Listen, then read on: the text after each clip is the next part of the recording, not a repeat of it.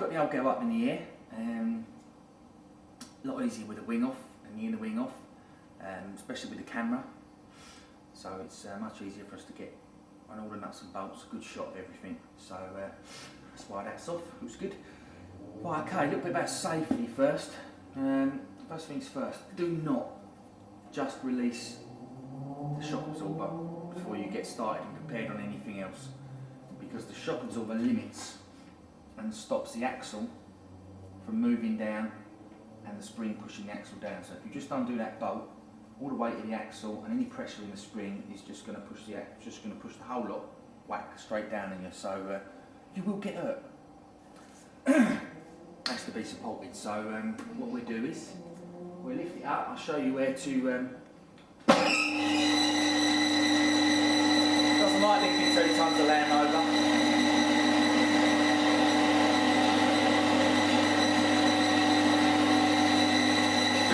Right, that'll do. Quick mention of where to support it. If you're doing the front, axle stand just under there. Make sure you've got nice access for this big nut here, if you're doing the radius arm.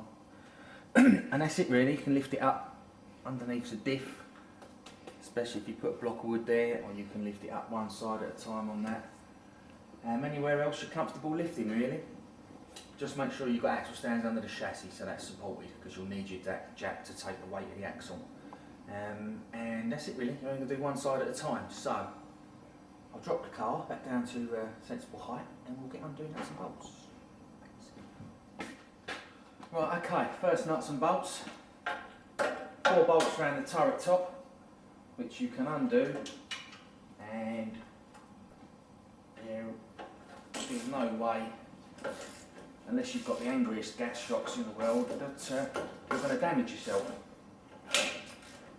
So while I'm undoing these, I'll just point out, I've got the jack underneath the radius arm at the front. That's the equivalent of being on the chassis. Axle stands on the chassis.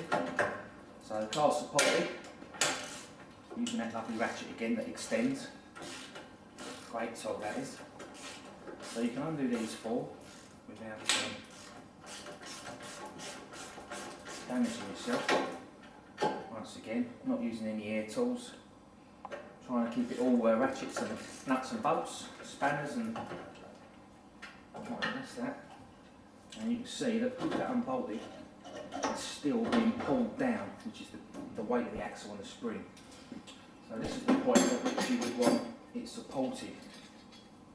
If you're just changing, if you're changing the shock, keeping your turret, get your spanner on the top, and there's a flat in the thread. Can I have a look?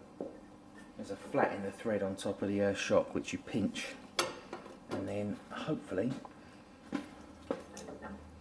all being well when it's not rusty. Oh yeah, WD-40. If you know you're doing the job, start soaking it up a week early. It really will make the difference between nuts and bolts coming undone when you want them to come off, and not. So lots of pain and suffering. Right, okay, so that's that. I'm not undoing that, because what we're going to do now is I'm going to lift the car up and use a tall axle stand so we can get right underneath with the camera so you can see everything we've got to do under there. Right, okay, I've changed position so you can get a better look underneath where all the nuts and bolts are, and retaking the pressure with the transmission jack. Obviously you'll be doing it with your trolley jack, and that is now not under pressure, which means the jack's taking the pressure, squashing the spring up and the weight of the axle. So that's now safe to undo nuts and bolts. If they don't come undone, those bolts, going to be very difficult to get on the back too. So hopefully they'll snap, because when you buy your suspension stuff and your turret tops, plan ahead, buy the new bits and pieces you need. Assume nuts and bolts are going to snap, especially on Landrovers, and you won't go wrong. Right, oh yes, if you do have to cut your nuts and bolts, 1mm grinding disc, cutting disc, superb bit of kit. A cheap old grinder, but 1mm cutting disc will go through anything like a knife through hot butter.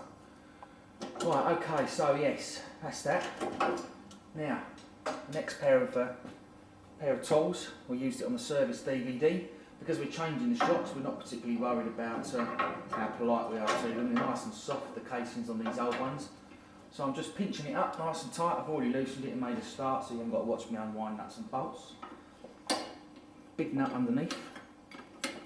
I loosened it off with the 19mm end, 19mm ringed end, but don't unwind it all the way with the ringed end on, because it won't clear, you won't get it back out.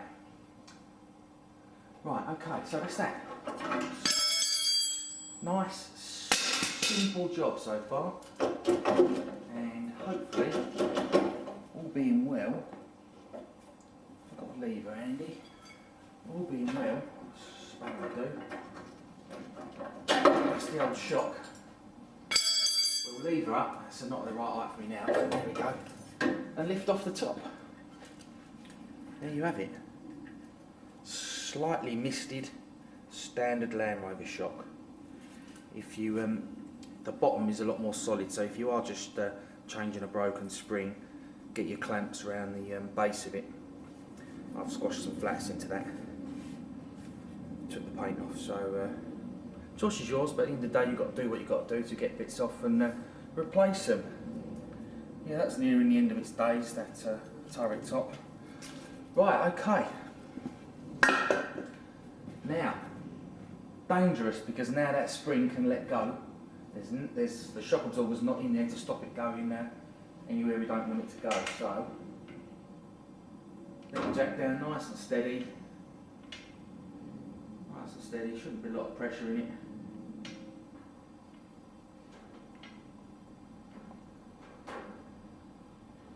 Go. If you do get that, just leave the jack there. It can't go all the way down.